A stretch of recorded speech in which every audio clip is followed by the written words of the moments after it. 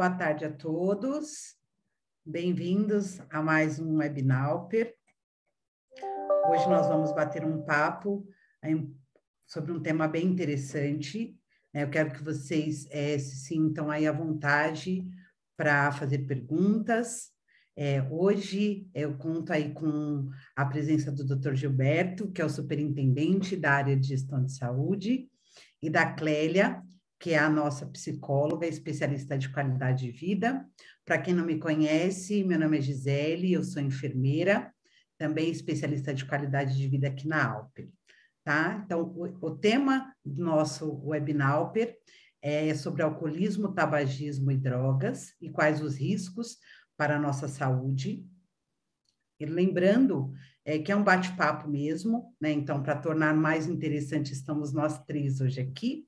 Eu vou ficar mediando as perguntas, então vocês podem encaminhar pelo chat e eu vou direcionando aqui para os nossos colegas. Fazendo uma breve introdução, né? Para a Organização Mundial de Saúde, podem ser considerados, então, como drogas as substâncias naturais ou sintéticas, né, que têm a capacidade de modificar uma ou mais funções do nosso organismo. E a imensa maioria das pessoas sabem que o alcoolismo, o tabagismo e as drogas são vícios nocivos à nossa saúde. Porém, muitos desconhecem os riscos reais, né, que esses vícios podem oferecer à nossa saúde. Então, com a intenção de alertá-los a respeito dos perigos decorrentes aí do uso do álcool, do tabaco e das drogas, e um benefício também de conscientizar cada um de vocês com os cuidados com a saúde e o zelo com a integridade física, nós vamos iniciar aí mais um Webinauper. Sejam bem-vindos.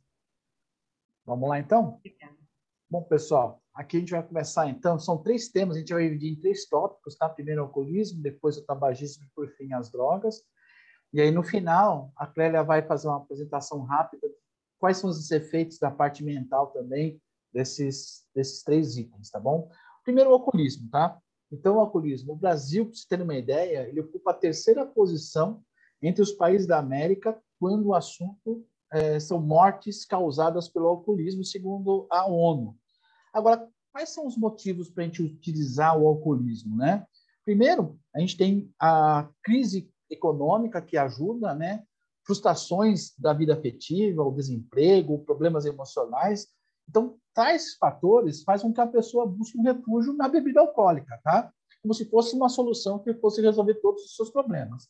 Só para você ter uma ideia, no Brasil, a gente tem exatamente 12,5% de consumo excessivo de álcool no ano no Brasil, tá? E 7,5% no mundo. Nós temos mais ou menos 3 milhões e 300 mil mortes por ano devido ao alcoolismo. 90% dos casos de morte são associadas às drogas. E 31% das pessoas que internam, né, nos hospitais por trauma, o consumo de álcool e drogas são os responsáveis, tá? Aí outro item que é legal trazer para vocês, a gente tem um índice, né? Que eu vou até mostrar para vocês aqui na telinha, para vocês verem como é que é. É isso daqui. Olha só. Nós temos aqui que a pessoa provou o álcool uma vez na vida, 66,4%. Que bebeu álcool no último ano, 43,1%. Nos últimos 30 dias, 30,1%. E quem consumiu em binge, binge o que é? É uma compulsão, em inglês significa compulsão. Então, ela teve uma vontade de tomar de uma hora para outra o álcool, 16,5%. Ou seja, é muita gente, né, sofrendo desse mal e a gente está preocupado com relação a isso, tá? Então, a gente tem que ter o quê? Esses cuidados principais junto às entidades médicas para a gente poder melhorar, tá? Agora, o alcoolismo, né, ele, a partir do momento que a pessoa começa a utilizar rotineiramente, né, ele causa dependência. Tá? Essa dependência, né, desse uso constante, descontrolado, ele começa a comprometer também outras funções dos nossos órgãos. Tá? Então, como é que ocorre a dependência? Primeiro, facilidade de acesso. Então, você tem qualquer lugar, você pode comprar no supermercado, no bar, num restaurante, ou você vai à noite na saída, nos bailes, você vai consumir o álcool, tá? Outra coisa que é um fator importante, a associação do álcool ao ambiente social, a diversão. Então, você tomando uma bebida alcoólica, você está chamando a atenção para as outras pessoas, dizendo, tá vendo, eu sou legal, tomo uma bebida alcoólica. Ou até a glamorização do consumo de bebida alcoólica, né? Pô, eu tomo uísque, eu tomo vinho, a pessoa começa a falar dessa forma, tá? E outro detalhe importante também, a gente pode carregar também o histórico familiar, ou seja, na família você pode ter pessoas que tenham abuso de álcool, tá? E outro fator importante, que esse também a gente chama atenção, é o contato precoce com as bebidas.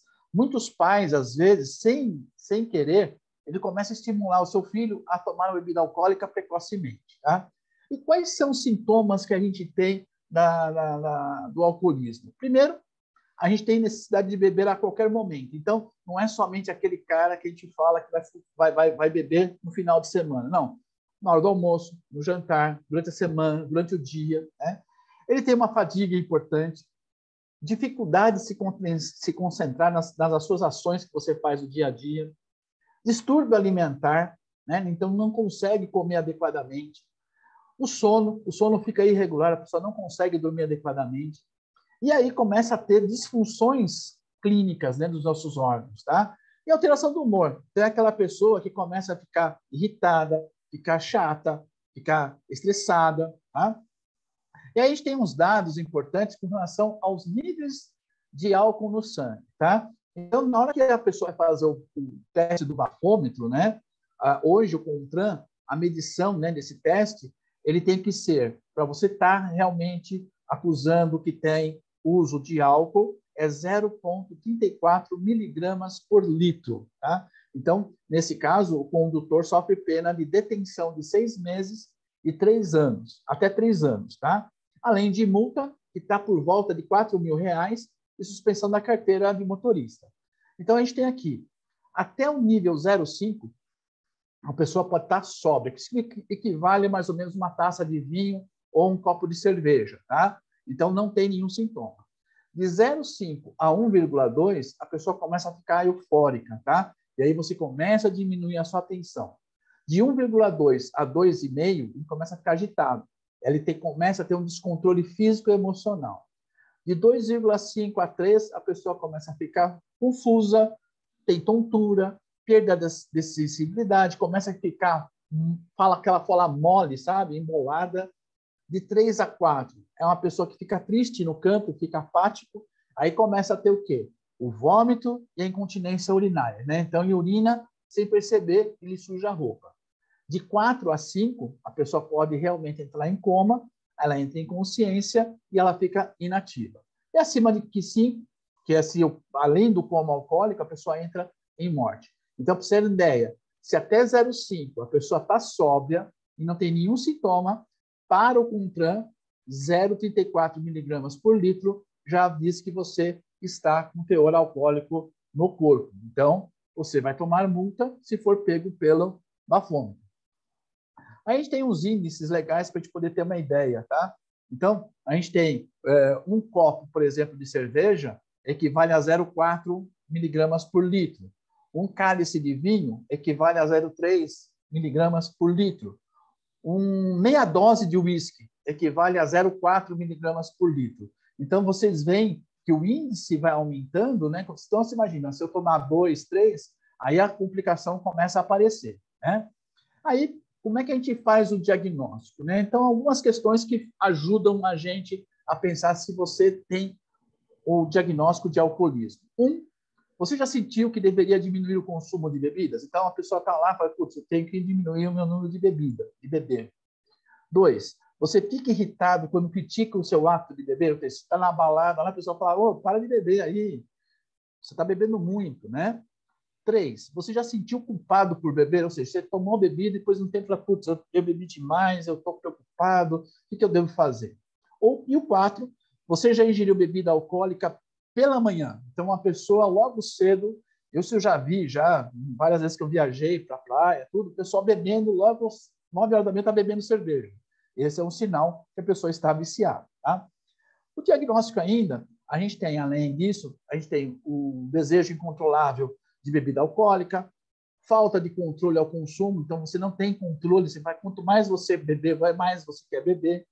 Sinais de abstinência física ao cessar o consumo, ou seja, você não está bebendo, mas o seu corpo fala, preciso tomar o álcool, preciso tomar uma bebida. Evidência clínica de tolerância ao álcool, perda de interesse pelas atividades de rotina do convívio social, você começa a se isolar praticamente das pessoas, insistência do consumo de álcool, apesar da percepção das consequências que você está tendo no nosso dia a dia, você não percebe as ações que você está tomando quando você está viciado pelo álcool, tá?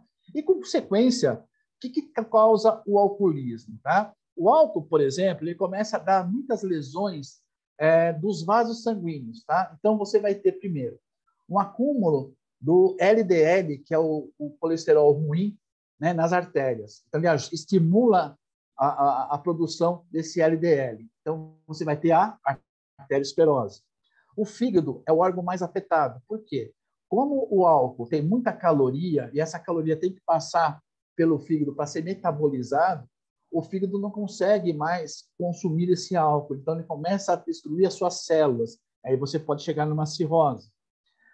Ele pode afetar, inclusive, a disfunção reprodutiva. Então, ele pode tanto afetar com os ovários como os testículos, devido à parte de vascularização também estar comprometida. Alteração cerebral também. Então, o sangue começa a ficar mais lentificado, o cérebro não consegue mais tirar esse álcool que está circulando no corpo.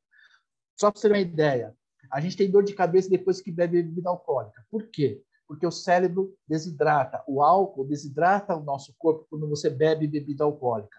Quando o cérebro desidrata, em volta do cérebro, a gente tem as meninges, que são aquelas membranas que protegem o cérebro quando a gente tem algum trauma. Quando você bebe bebida alcoólica, o cérebro retrai, ele desidrata. Com isso, ele traz as meninges também para diminuição. Só que as meninges estão presas na parede óssea da cabeça. Então, na hora que faz essa tração da desidratação do cérebro, elas puxam, né? Puxam os ligamentos e a pessoa tem dor de cabeça. Então, a dor de cabeça é devido à desidratação que ocorre com o cérebro. As doenças cardíacas, porque você altera todos os vasos cardíacos, principalmente as coronárias, tá? E, além do fígado, outro órgão que produz insulina e que depende da parte de glicose do sangue correndo para poder dar energia para a gente, o pâncreas também sofre com essas lesões. Então, para você ter uma ideia, então, a gente tem 1, 2, 3, 4, 5, 6 doenças que podem afetar rapidamente o nosso corpo devido ao consumo do álcool, tá? Aí você tem os efeitos imediatos e efeitos a longo prazo, tá? Então, quando a gente está bebendo a bebida alcoólica, primeiro que o álcool ele é um inibidor do sistema nervoso central. Então, você vai perder os seus controles dos nervos, tá? Então, no começo você está animado e depois você fica desanimado, você fica triste, chateado, tá? Começa a dar sonolência, né? A visão da gente fica alterada, então fica mais embaçada. A gente não consegue reagir rapidamente. Por exemplo, se você está dirigindo, está com bebida alcoólica, o seu tempo de reação para você brecar um carro demora, em média, de 30 segundos praticamente. Então, você demora para brecar. Por isso que tem os acidentes, tá? O vômito, a urina que você vai liberar sem perceber, tá? Até chegar numa fase que você desmaia e entra num coma. E a efeito a longo prazo, devido a esse problema de depressão dos nervos, você pode ter atrofia cerebral, você consome muita hemoglobina, então você pode estar numa anemia, você pode ter hepatite, a cirrose, a pancreatite e, por fim, né, os problemas sociais, que as pessoas vão começar a isolar você da população. E aí, quais são esses problemas sociais?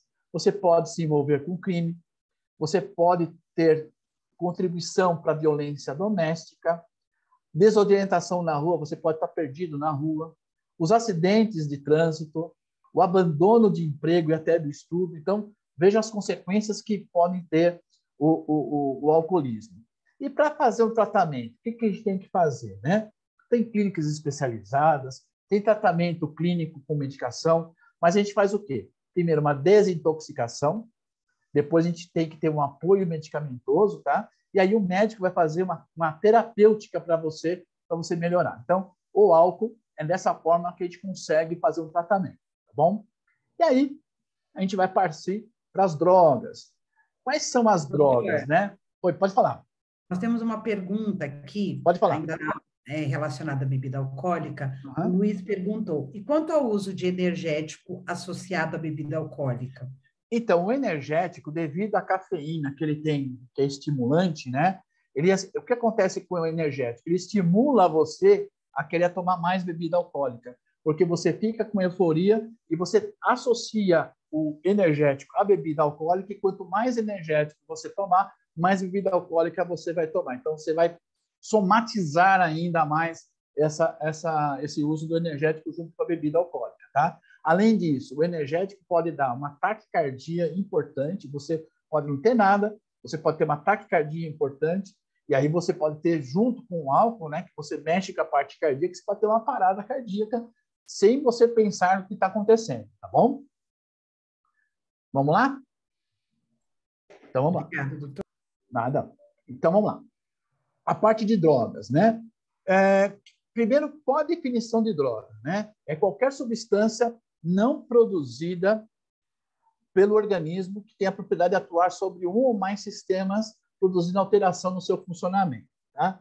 O termo droga, né, ele tem uma origem na palavra drogue, que é proveniente do holandês, né, que significa folha seca. Então, eles usavam, naquela época, umas folhas secas para poder fazer o quê? Fazer chás. Né? Então, esse é o termo que veio daquela época, que chama drogue, que vem da Holanda, tá? Para usar chá. Aí o que acontece? Você tem vários tipos de drogas, tá? Você tem, primeiro, com relação à origem, elas podem ser naturais, sintéticas e semissintéticas. Do ponto de vista legal, você tem as legais e as ilegais. E efeitos produzidos, né? Você tem psicotrópicas, depressivas, estimulantes e perturbadoras. Com relação às drogas, né, nós temos aqui alguns tipos, né? Quais são elas? O álcool é uma droga, então 23% de droga é considerado álcool.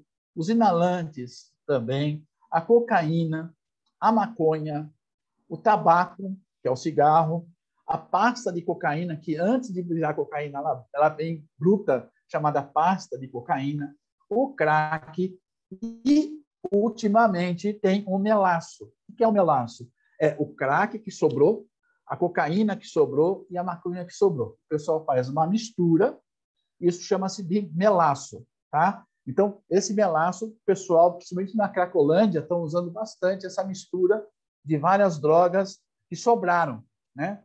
Então, outra coisa que é importante, né? Por região do Brasil, né? No Brasil, 46% do consumo de cocaína, por exemplo, está na região sudeste.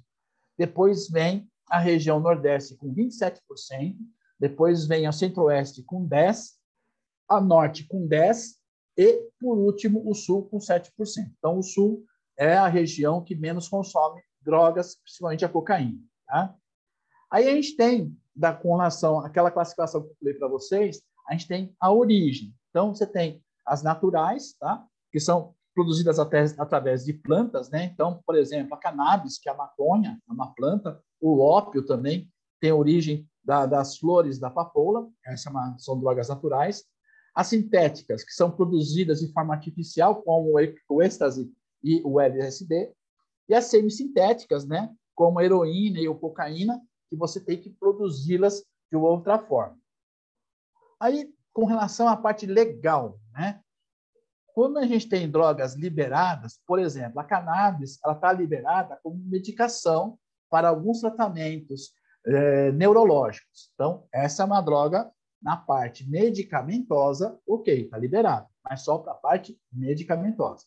E as demais são ilegais. São as demais que eu falei para vocês aqui, são ilegais. Aí, com relação depois aos tipos de drogas, seus efeitos, né? A gente tem as psicotrópicas, então tem as drogas que são depressoras, tá?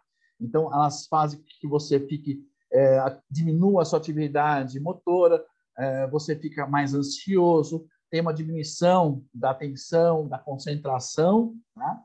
As estimulantes, eu diria, como um exemplo, por exemplo, o energético, ele tem uma droga lá, que é a cafeína é um estimulante, tá? E as perturbadoras, né? São as demais, que você pode ter como o crack, né? A cocaína, que são, neurologicamente, elas perturbam a pessoa fica viajando e não sabe aonde ela está praticamente, tá? Agora, vamos lá. Quais são os tipos de drogas dividido as substâncias psicoativas? Então, vamos lá. Depressoras têm o álcool, os opioides, né? Os benzodiazepínicos e os inalantes. Estimulantes, você tem a cocaína, a anfetamina e a nicotina. E os perturbadores, você tem a maconha, o LSD e o êxtase, né? Com relação à parte de ingestão de drogas, elas mesmas vão ter, além de uma ação no sistema nervoso central, elas vão ter ação também no coração, no pulmão, provocando até a morte em relação à overdose, tá? Então, a gente tem que tomar muito cuidado com relação a isso. Mas, quando a gente tem uma pessoa que fez uso de droga e ela está numa situação de emergência, o que a gente tem que fazer, né? Primeiro, a gente vai ter que classificar com relação a sintomas, né? Então, a pessoa que fez o uso de droga e está numa overdose, ela vai ter perda da consciência, tá?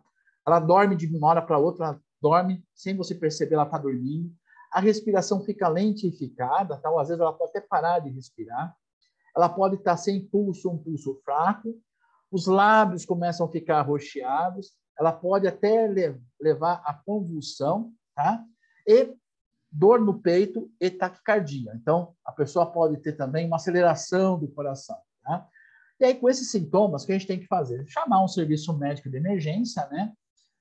Nunca deixar essa pessoa sozinha, tá bom? Afastar, né, o queixo do peito para não entrar numa parada respiratória, então você tem que esticar o pescoço dela para ela poder respirar até chegar ao serviço de emergência, tá bom? Então, com relação às drogas, a gente pode ter uma classificação diferente. Então, todo médico, quando a pessoa vai num pronto-socorro ou vai num consultório, a gente tem já um CID específico para essas drogas, tá? A gente chama também de diagnóstico, que vocês vão perceber que vai estar no receituário, chama DSM-IV, que significa Diagnóstico de Estatística de Perturbação Mental, tá? Essa é um código que o médico usa quando a pessoa tem um critério para tratamento de drogados. Aí, um diagnóstico, né, que a gente tem que fazer, a gente tem que pensar no uso que a pessoa está fazendo de uso nocivo, que faz mal para a saúde dela, tá? Então, a gente tem que distinguir da dependência pela ausência ou síndrome de abstinência, tá?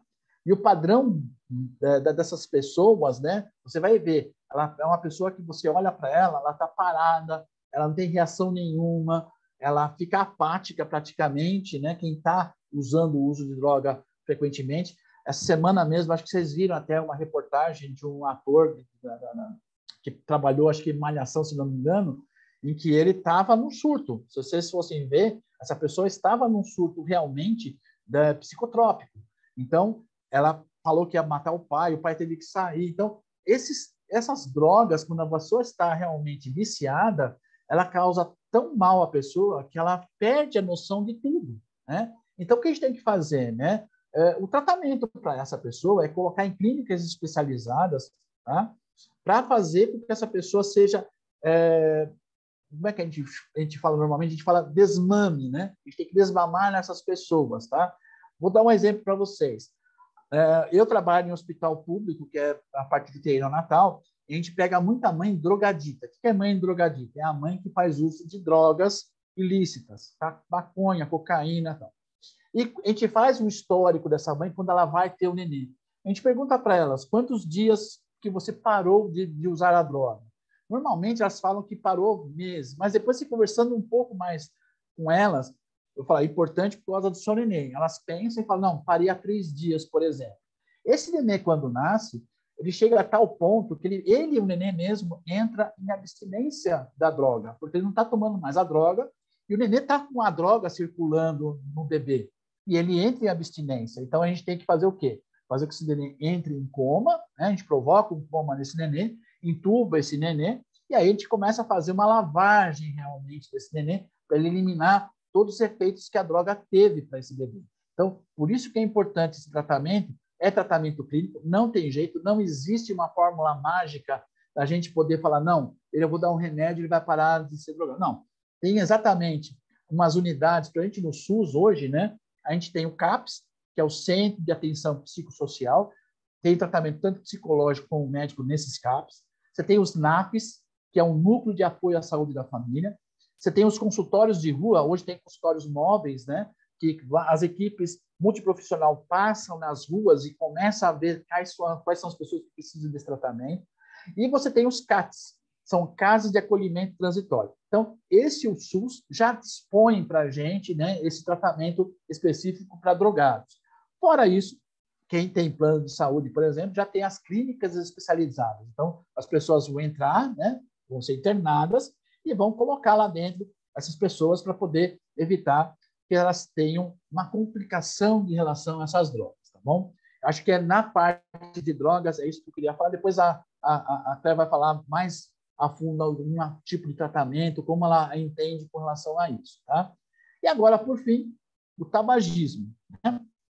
Então, o tabagismo, a palavra tabaco, é uma planta, né, de nome científico, que significa nicotina tabacus. O seu uso, né, ocorreu já há 1000 anos antes de Cristo, né? O seu uso inicialmente era para fins curativos, enxaqueca principalmente. Eles faziam um chá e davam para essa pessoa o tabaco, isso até o século XVI, XVII. No início do século XX, no século XIX, aliás, começou o uso do charuto. E por volta de 1840 até 1850, apareceram os primeiros homens e mulheres fumando cigarros, tá? Sendo que, após a Primeira Guerra Mundial, o seu consumo aumentou bastante. A partir da década de 60, aí começou a aparecer os primeiros casos de adoecimento através do uso da nicotina, tá? Aí nós temos um dado importante, que é do Instituto Nacional do Câncer, que as pessoas que trabalham, né, que passam cerca de 80% dos locais que são fechados e convivem com os fumantes, ela também vai ter um risco para ter neoplasia. Ou seja, é um prejuízo que não tem nada a ver com a pessoa que está fumando, né? A pessoa que está fumando não está sabendo que ela pode também estar prejudicando uma outra pessoa.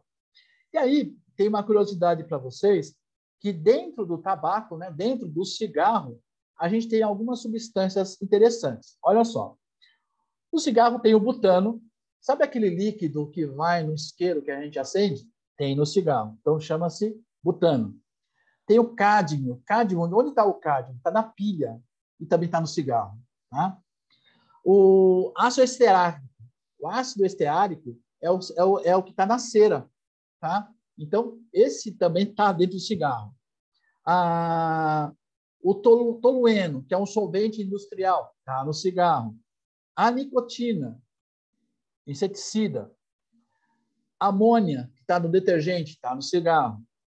O metanol, combustível para foguete, está no cigarro. O monóxido de carbono, está no cigarro.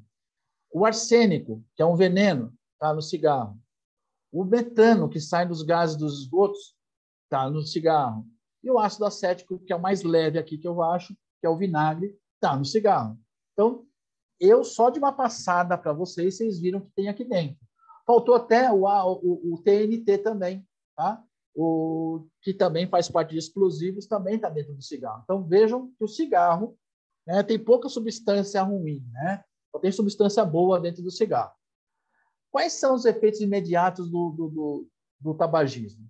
Primeiro, queira ou não queira, mas ele facilita a memória, ele reduz a agressividade, então por isso que a pessoa procura o cigarro, porque ele dá uma diminuída, dá uma relaxada na pessoa. Ele diminui o aumento de peso e o apetite, então a pessoa tem menos vontade de comer doce, por exemplo, só que ele gasta muita energia, tá? E causa dependência. Os efeitos a longo prazo. Então, vocês falam assim, mas tem alguma coisinha legal que o cigarro ajudou. Tem, mas não é isso que vai acontecer. O que vai acontecer a longo prazo?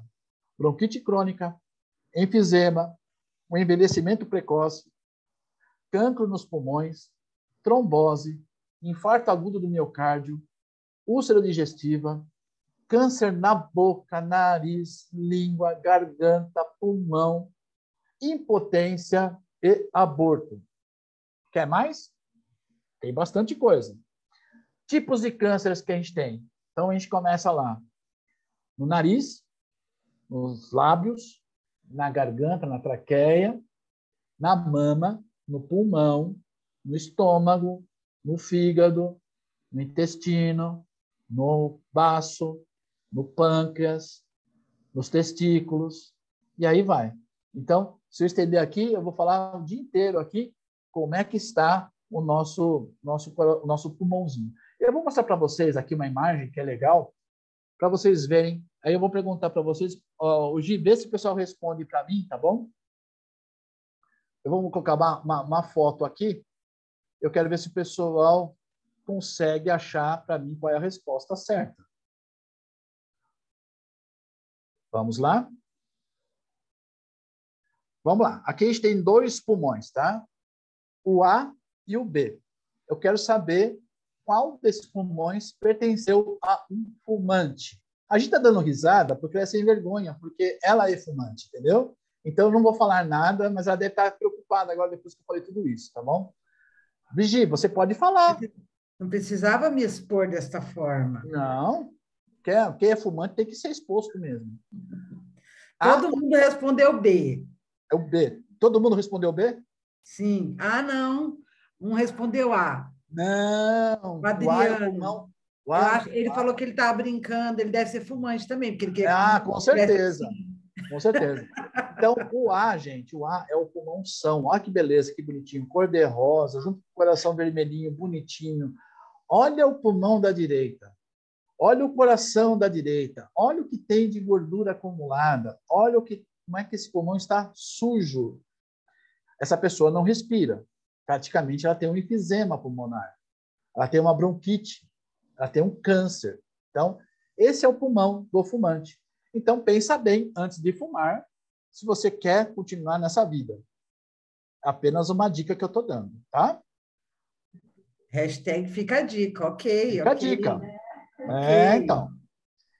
Aí a gente vai brincar um pouquinho agora. Agora eu vou brincar de novo com vocês. Mais uma vez. Hoje eu estou meio brincalhão, né? Aqui. Olha que legal. Narguilé. Vamos lá. O pessoal vai responder para mim. Narguilé faz mal ou não? Valendo. Dá uma chance. Valendo. Vai lá.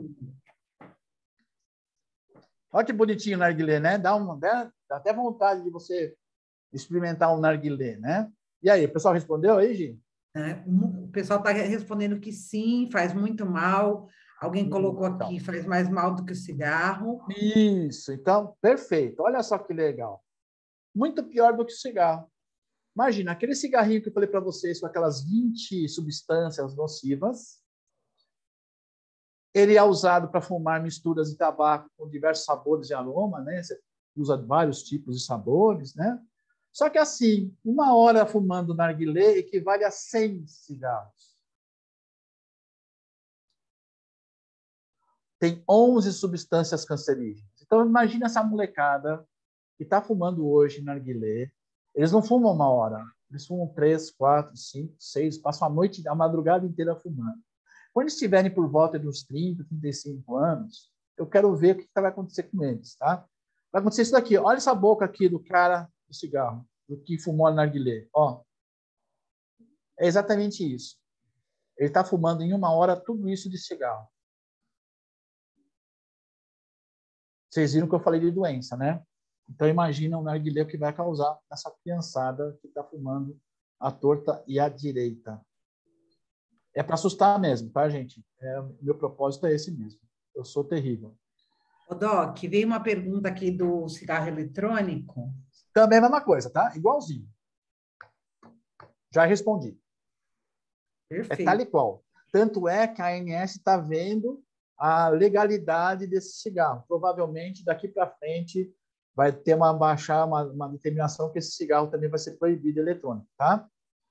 Então, vamos lá. Agora chegou a hora mais chata, né? Não é que eu tenho que tratar para parar de fumar. Eu sei que não é fácil. Parar não é fácil, tá?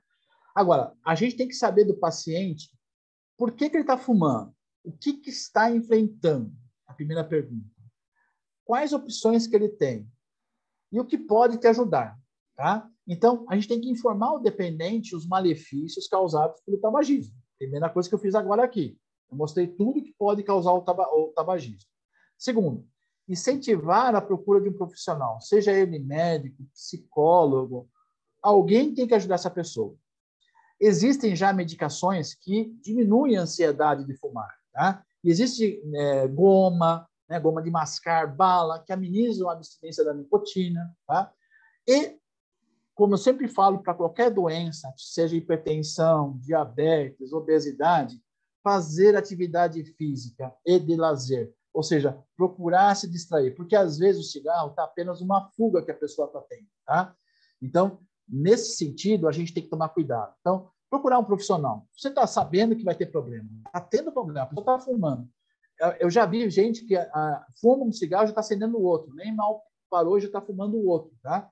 E a pessoa começa a ter falta de ar, ela não sabe por que está com falta de ar, por que está cansada, por que não consegue andar 100 metros. Então, isso é um sinal que a pessoa precisa de uma ajuda, tá? Então, procura. Eu estou querendo parar, mas eu não tenho uma ajuda. Procura uma ajuda, você vai conseguir parar, tanto para tabagismo, quanto para drogas, quanto para a parte do que eu falei mais mesmo, tabagismo, droga e bebida alcoólica. Bebida alcoólica. Pronto, agora eu deixo para Clé. Ela vai terminar o que eu falei aqui. Falei bastante, agora vou tomar água, que também faz parte da hidratação, tá bom? Muito bom, doutor. Muito, muito Obrigada. bom mesmo. Bom, boa tarde a todos. Eu sou a Clélia, sou psicóloga, especialista de qualidade de vida aqui da Alper, e é um prazer estar aqui com vocês novamente. E agora a gente vai falar um pouco dos aspectos psicológicos, né? O quanto a droga ela influencia também, não só na questão física, né? Aí, então, falando da dependência química, né, ela é uma doença crônica e multifatorial, né, que tem diversos aí, que vem de diversos fatores que contribuem para o desenvolvimento, né, incluindo a quantidade e frequência de uso aí da substância, condição de saúde do indivíduo, fatores genéticos, né, psicossociais, enfim, né, ela atrapalha como um todo. A dependência química, na verdade, ela é definida pela Organização Mundial da Saúde, a OMS, e aí ele tem um conjunto de fenômenos, né, comportamentais, cognitivos, fisiológicos, né, que se desenvolvem aí após o uso repetido de determinada substância, né? Então, a dependência, na verdade, ela pode dizer aí a respeito de uma substância psicoativa específica, por exemplo, né, o fumo, o álcool, a cocaína, e para a psicologia, a dependência ela vai como um todo, né? A gente dentro da psicologia fala que é a droga de escolha, né? Que a pessoa tem preferência, a droga de preferência. E interessante porque cada um escolhe a sua, independente dela qual for. Às vezes é o álcool, a droga ou até a comida. Né? A dependência ela tem uma característica de ter a dependência daquela substância ou comida, enfim, né? É bem interessante quando a gente para analisar da parte psicológica mesmo. Então, aqui falando, né, da dependência a respeito de substância psicoativa específica, por exemplo, fumo, a cocaína, né, há uma categoria de substância psicoativa, por exemplo, os opiáceos também, né, e um conjunto aí vasto de substâncias farmacologicamente diferentes, né. E o interessante disso tudo, quanto na pandemia a gente sofreu, né? E segundo aí pesquisas, né? A produção de bebida alcoólica cresceu 17% aí nos primeiros 4 meses de 2021, né? Comparando no período de 2020. Então, mostrando aí que tivemos um aumento de consumo aí no Brasil, principalmente de álcool, né? E a gente percebeu também, eu trabalhei, né, um tempo numa clínica de reabilitação, principalmente no início da pandemia, e o quanto aumentaram as internações das pessoas que vieram, que entenderam, né, que estavam sim precisando de ajuda porque aumentaram o consumo tanto de álcool quanto de bebida de drogas, né, como um todo. E aí, de acordo com os dados do Ministério da Saúde, os hospitais também credenciados aí do SUS tiveram um aumento de 54%, né, aí no atendimento de dependentes químicos, né, em relação a 2019 para 2020. Então, esse aumento foi bem preocupante nos últimos anos, principalmente continua sendo, porque a gente ainda tem, né, esses dados aí atualizados que ainda tem esse crescimento, né? E o porquê que cresceu tanto o uso da substância, né, na pandemia? Por conta dos impactos que a gente teve, né? A pandemia, ela trouxe várias consequências aí, ela trouxe isolamento, né? Ela nos desestabilizou aí, nos gerou várias preocupações, medos, né?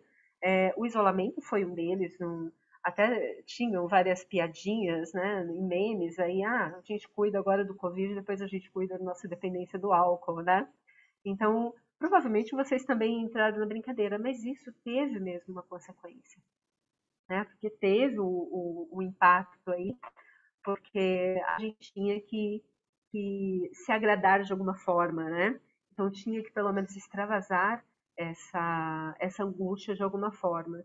E infelizmente quem já tinha, né, que já fazia o uso de álcool, acabou aumentando aí o consumo durante a pandemia, né? Na verdade, a pandemia trouxe várias consequências aí para a gente, né?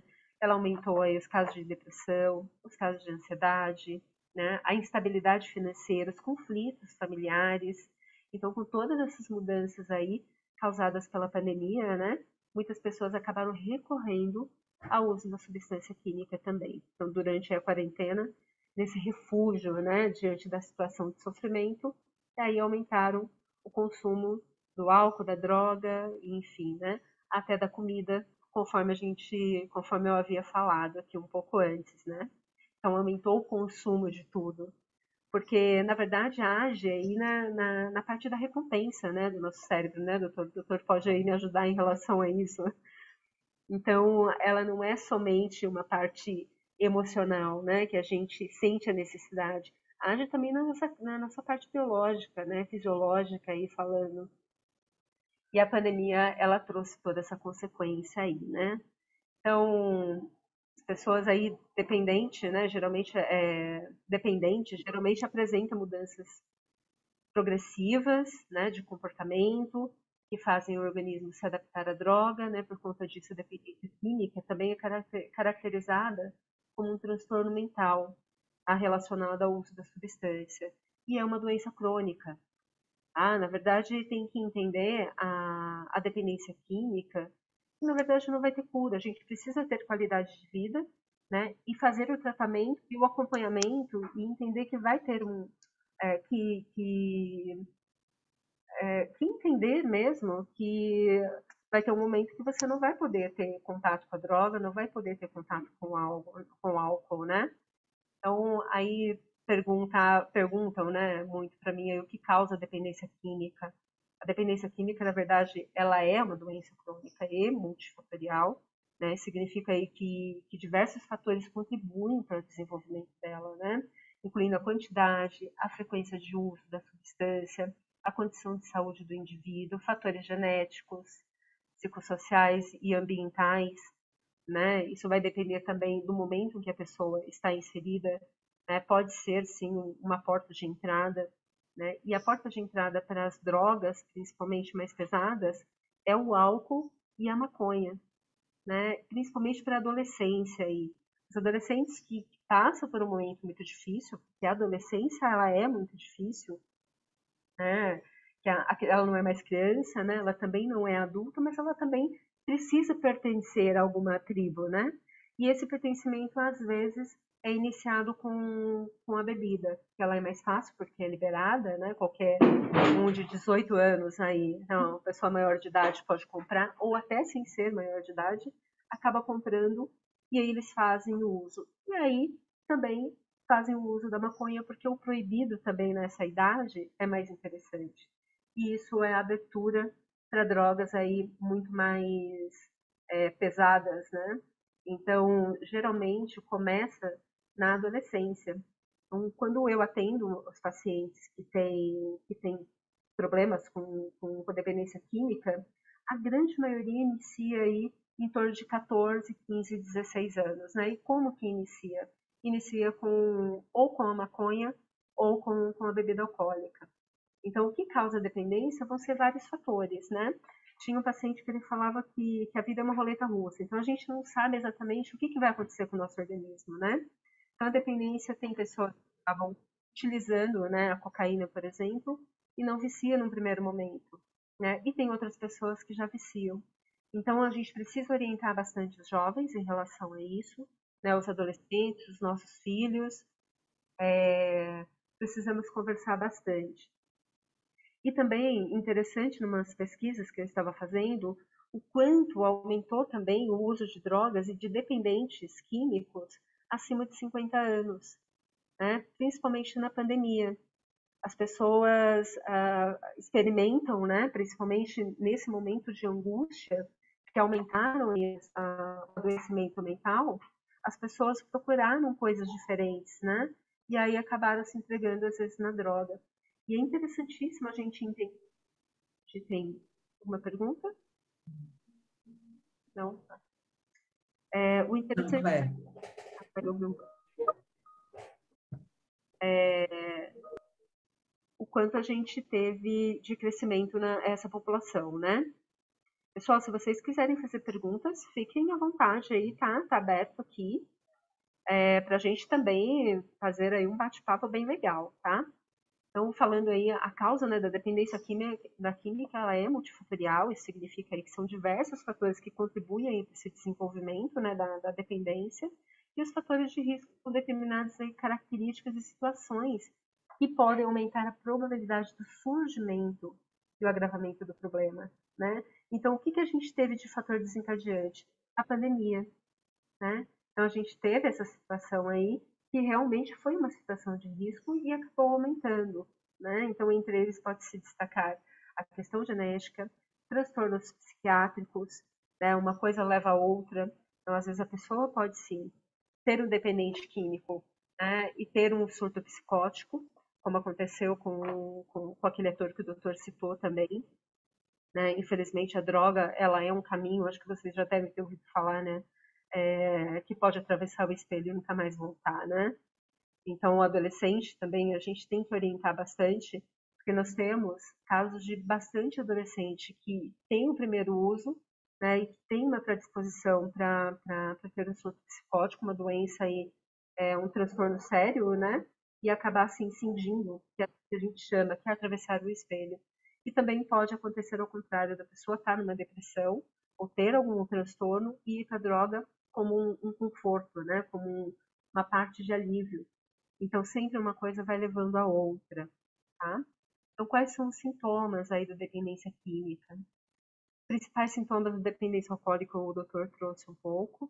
Os sintomas aí da dependência química, os principais são os desejos incontroláveis, né, do uso da substância, a perda de controle, não conseguir parar depois de ter começado, né, as recaídas também são muito parecidas, tá? O aumento da tolerância, então aquele tanto que é usado, né, o corpo já vai tendo uma tolerância, então a necessidade de doses maiores aí pode atingir, sim, pode não atingir às vezes o efeito, né, que a pessoa espera, e aí vai aumentando esse consumo. É muito interessante que eu tinha um professor na faculdade que ele falava que a busca, né, da droga, do prazer da droga, é como se fosse a busca do primeiro morango, né? Ele sempre contava essa história. E o primeiro morango, né, é uma história de que é o primeiro sabor que a gente sente, é a primeira sensação que a gente tem, ela nunca vai ser a mesma, né, quando você comer o morango pela segunda vez. Porque a primeira sempre vai ser a única. E na droga, essa busca ela é constante. Então acaba aumentando essa vontade, né, falando das questões emocionais. E ali nunca é a mesma, mas a busca ela é pela intensidade da primeira vez. E aí vem a questão também de cada vez mais utilizar a substância, né? E quem não tem essa percepção do quanto está adoecido em relação à dependência, pode sim levar a Cracolândia, por exemplo, né, que é o fundo do poço.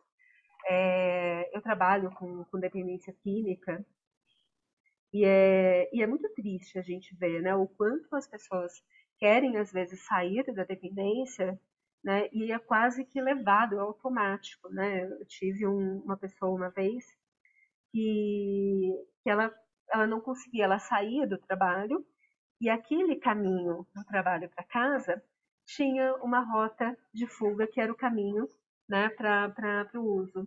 E quando ela estava angustiada, ela não conseguia conter aquela fissura e pegava esse caminho, né? E a gente junto foi tentando mudar toda uma rotina.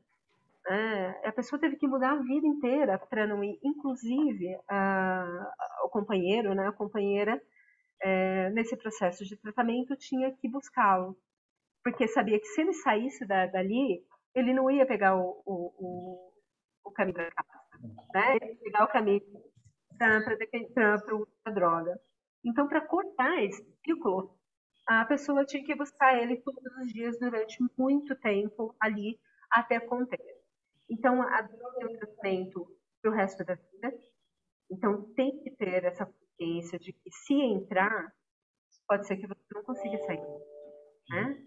E é buscar o fundo do poço. Então, quando a gente atende nessas clínicas de reabilitação, a gente vê, né? Eu trabalhei em clínica que é voluntária. A pessoa percebia ali que precisava e ia buscar ajuda, né? Então, ela chegava no fundo do poço para buscar ajuda. Porque quando não está no fundo do poço, ela tem um meio secundário. E aí ela não procura. E a hora que ela procura ajuda, ela já está lá no fundo do poço, né? Isso que é o pior de tudo, porque é muito triste você chegar lá. Perda financeira, perde a família, né? A família nuclear, a família, os amigos já não querem mais ficar perto, né? Chega um momento, assim, de pessoas que têm garagem, têm índole, mas não tem mais dinheiro, acaba roubando, se prostituindo. Então, isso é o fundo do poço, e é muito triste, né? A gente vê. Porque o adoecimento, ele não é só da pessoa, o adoecimento, ele é da família, né? Todo mundo adoece. E quando a gente vai tratar esse paciente, a gente tem que tratar a família também, porque todos ficam adoecidos, né? Olha que tristeza isso. E a grande maioria não percebe que está indo por esse lado. Então, quem tem problema aí, começam a perceber, né? Começam a olhar, verificar se não tem algum problema, né? Porque às vezes a gente não percebe. Sim. O Clé, tem Oi, algumas claro. perguntinhas aqui, acho que tanto para você como para o Tá bem, doutor. vamos lá, vamos responder. Qual o tempo que a pessoa pode ser considerada um ex-fumante depois que ela para de Vamos fumar? lá. Primeiro, uma parte é não estar fumando. Então, em média de 6 meses a 1 ano, pode ser considerado não fumante. Só que, para limpar o pulmãozinho dele, vai demorar 20 anos. Tá? Não dá tempo. Vai demorar o tempo. E pode ter recaída. Tá? E dá tempo de voltar a ficar com aquele pulmão Sim, coradinho. cor-de-rosa? Sim, 20 anos, tá bom? Aí a pessoa perguntou aí quanto tempo a droga fica no organismo. Tá? Vai depender do tipo da droga, tá?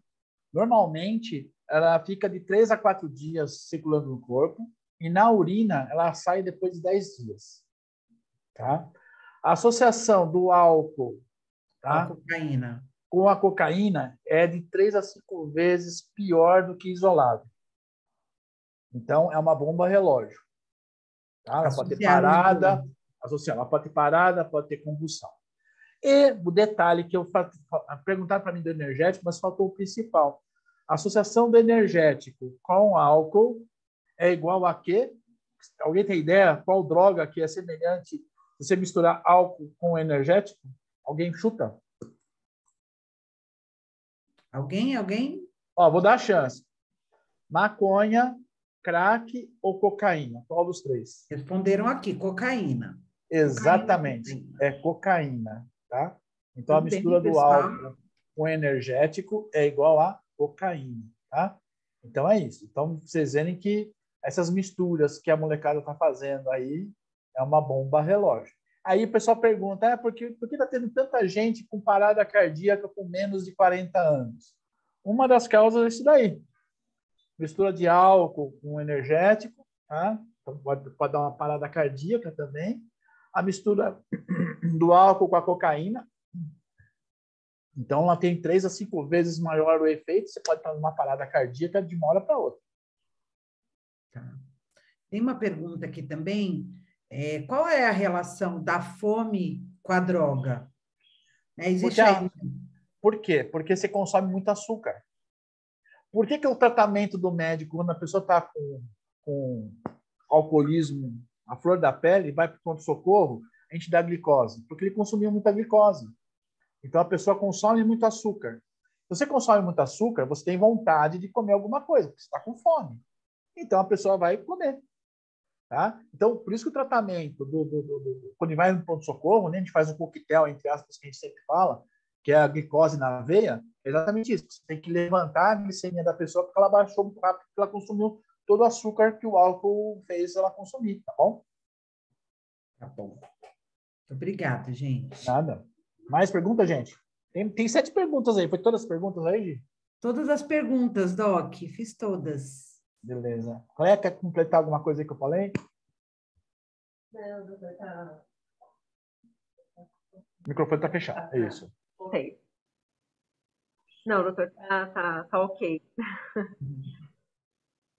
Pessoal, mas aí, estão bem quietinhos hoje, né? Pois é. E chá de cogumelo. Colocaram aqui? Então, vai depender do chá de cogumelo. Tem que tomar cuidado, porque alguns cogumelos são venenosos. Se fizer esse chá, você morre. Certo? Alguém sabe falar sobre o tratamento?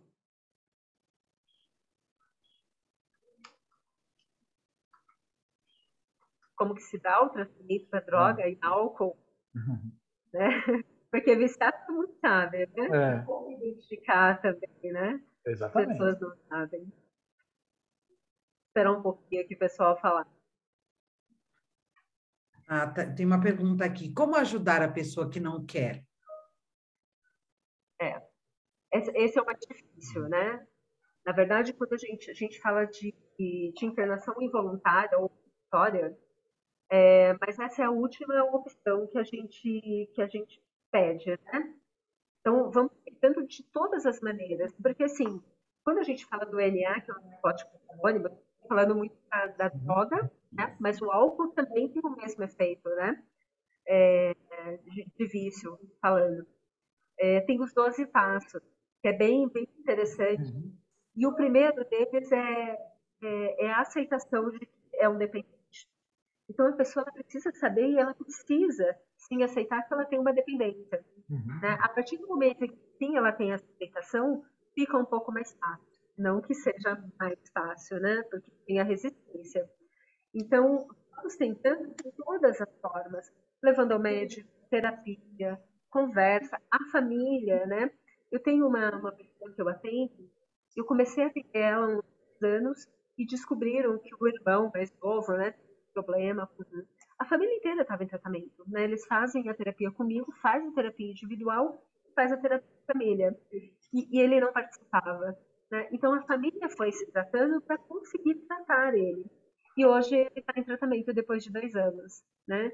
Então, pensaram em internação compulsória, mas tentaram os outros meios primeiro. E muito interessante porque hoje ele percebeu que ele é um dependente, né? Então, uma pessoa muito nova. Então, a família que foi para a terapia, porque muitas das vezes a família precisa também de terapia, ou a grande maioria das vezes. Né? Tem uma pergunta aqui, Clé.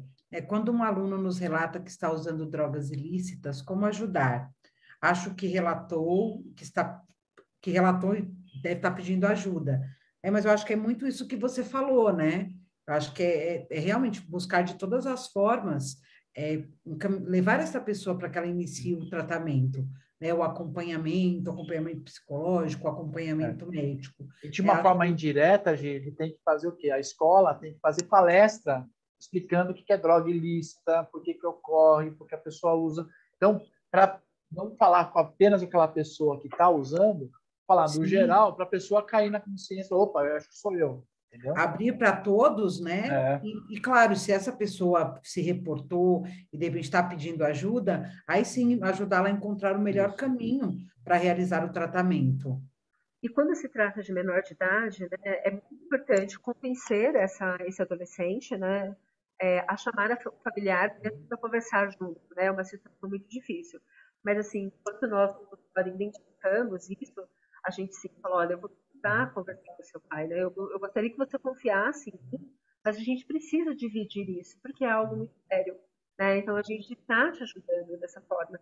E sim, trazer a família para junto para tratar todos, né? Então, eu entendo que não deve ser fácil, né? A pessoa falando que provavelmente é professora, né?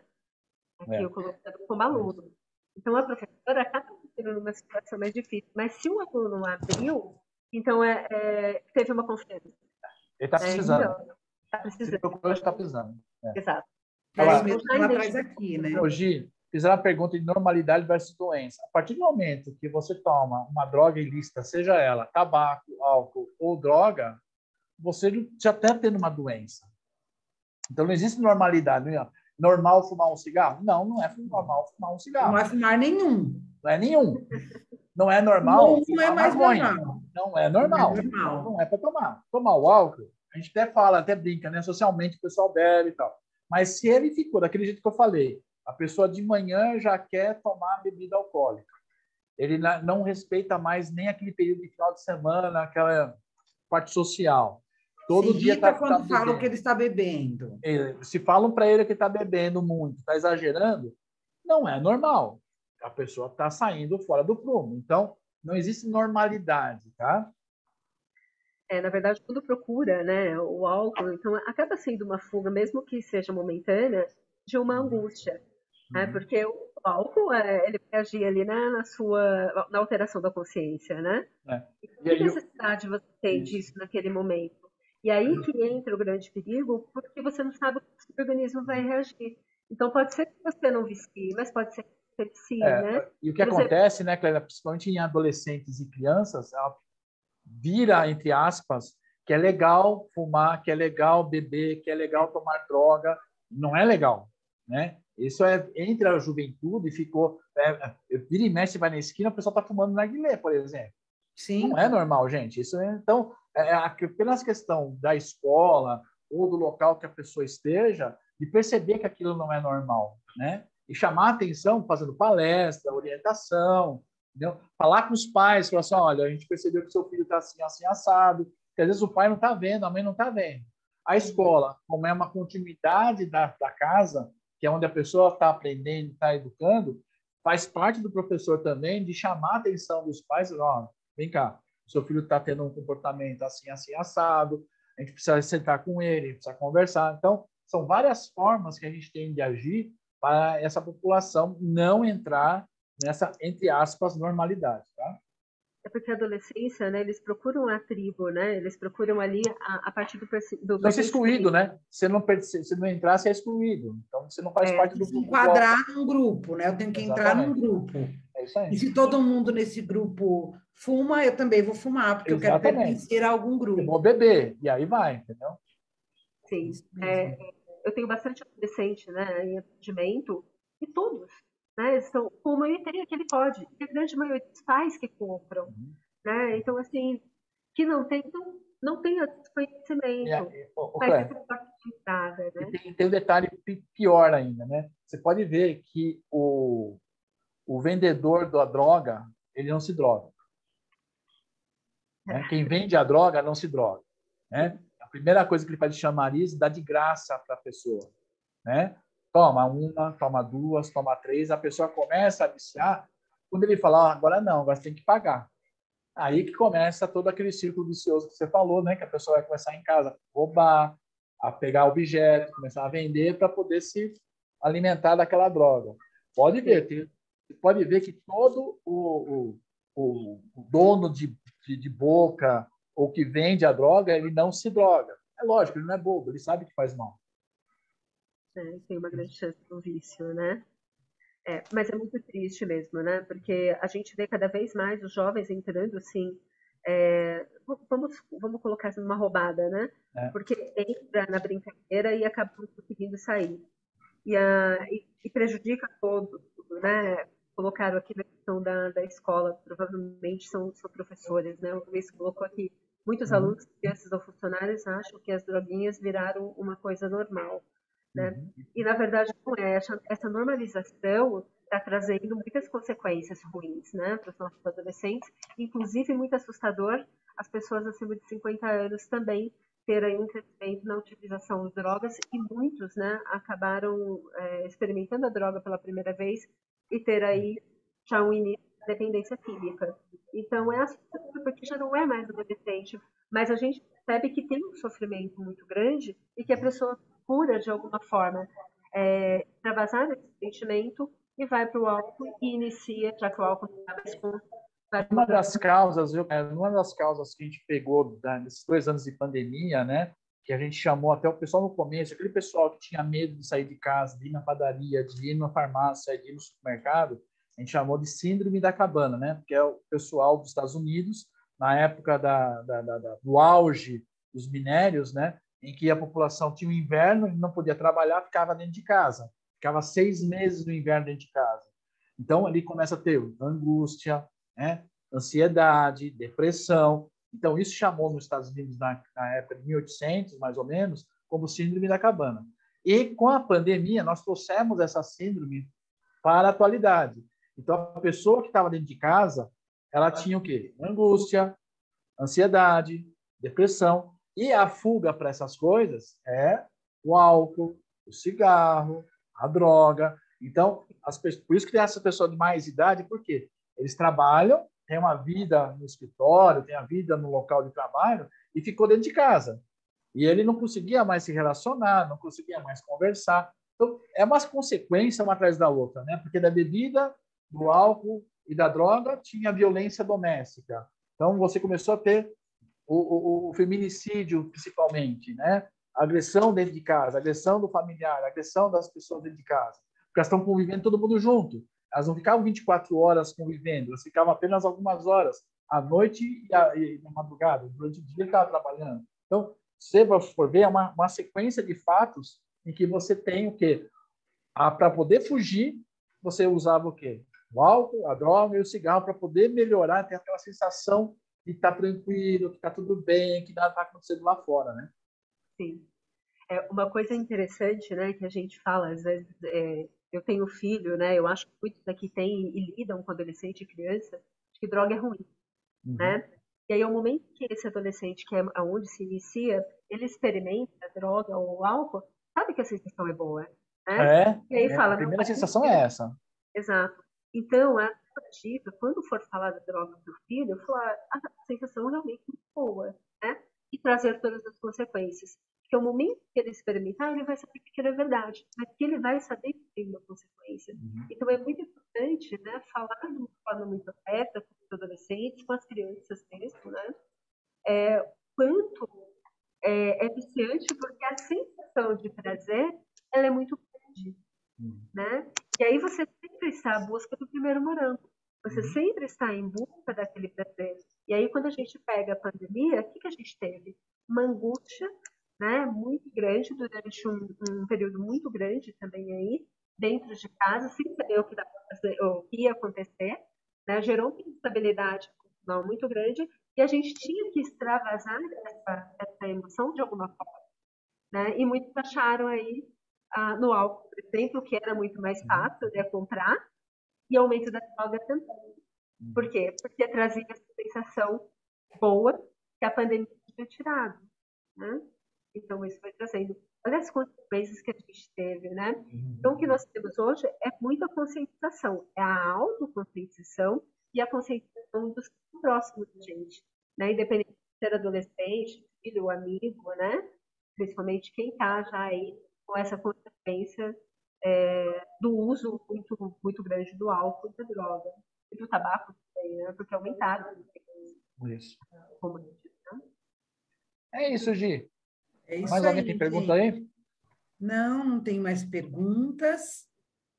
Foi ótimo.